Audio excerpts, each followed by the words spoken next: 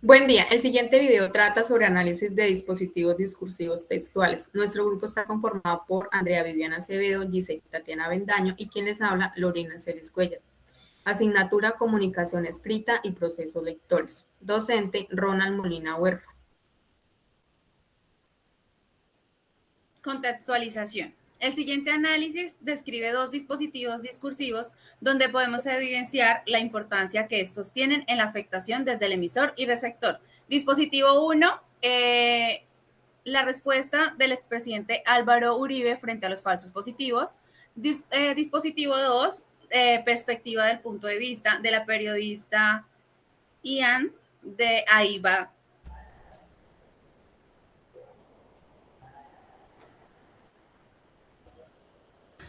Análisis. ¿De qué manera los discursos influyen en la sociedad en que vivimos? Influye mucho, porque la magnitud de los crímenes fueron crueles y vulnerables. Además de que involucran operativos falsos donde se muestra detención ilegal, donde generalmente eran seres humanos de bajos recursos y de bajo nivel académico. Imaginándonos que todo esto se puede evitar si el gobierno y los altos mandos militares no hubiesen dado recompensas o incentivos a militares. O sea, es decir, que si el Estado no hubiera influenciado en que iba a dar recompensas si recompensas o incentivos, no hubiera pasado estos falsos operativos ni una ni dos veces. ¿Son los discursos capaces de modificar y crear sistemas de conducta en las sociedades? Sí, ya que pues estos dependen del contenido informativo del discurso y la forma en que el receptor percibe desde diferentes puntos de vista. Por otra parte, analizando los dispositivos discursivos desde nuestra percepción, evidenciamos que el proceso de paz se dio a raíz de estos falsos positivos. Considerándolo también importante porque los dispositivos discursivos son aquellos que nos permiten tener una libre expresión de opiniones o relatos con una o varias personas con el objetivo de dialogar, comunicar sobre un hecho o situación relevante a cualquier tipo de grupo social. Llevándolo aún más a los dos dispositivos analizados, podemos evidenciar la falta de la humanidad y dignidad frente a los hechos realizados por los altos mandos militares.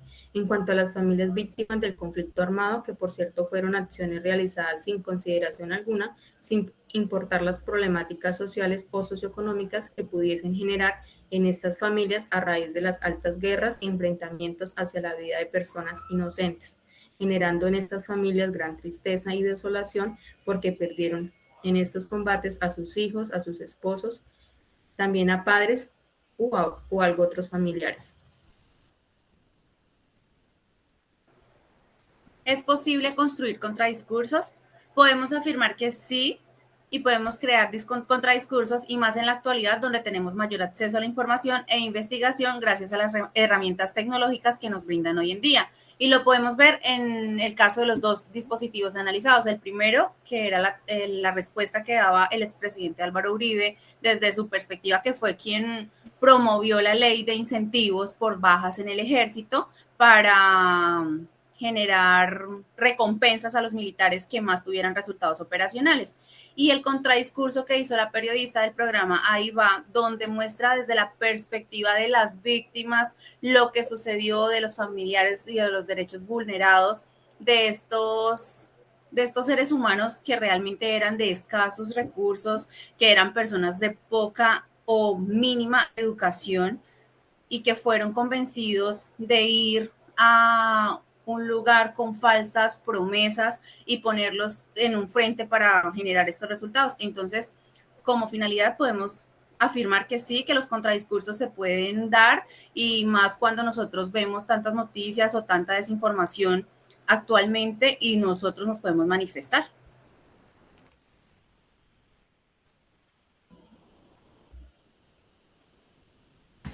Conclusiones. Pues desde mi punto de vista, yo creo que una de las heridas colombianas más grandes que se conoció.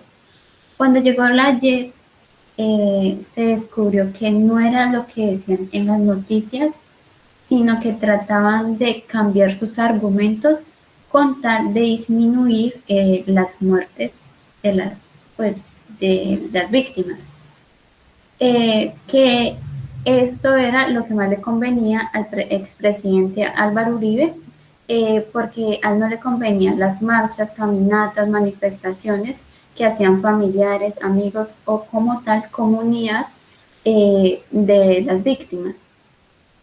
Por otro lado, podemos ver que las víctimas fueron vulneradas por el Estado de Colombia y ni siquiera fueron capaces de darles un homenaje por memoria a ellos.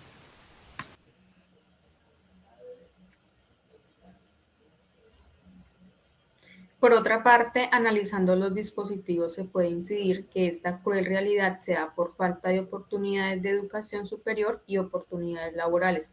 Si bien es cierto, la población más afectada en estos falsos positivos fueron jóvenes civiles indefensos de escasos recursos ajenos al conflicto armado, los cuales fueron asesinados para presentarlos como bajas enemigas en combate.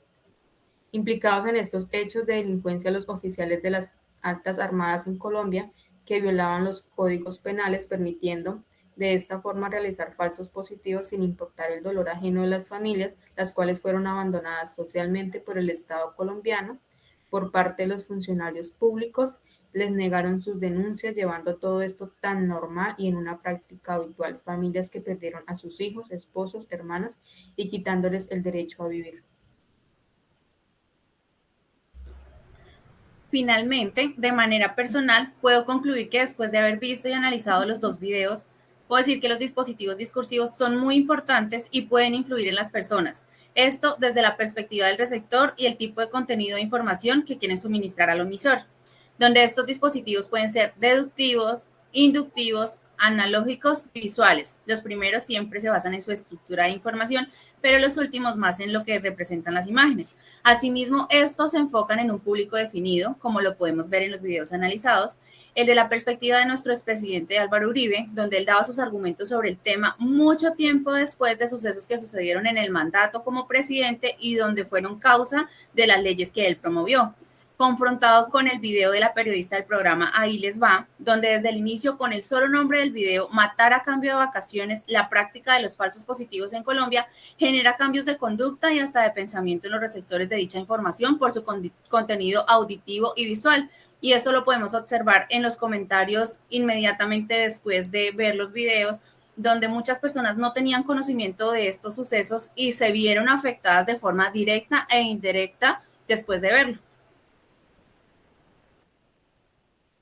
Bueno, profesor, entonces muchas gracias por la atención.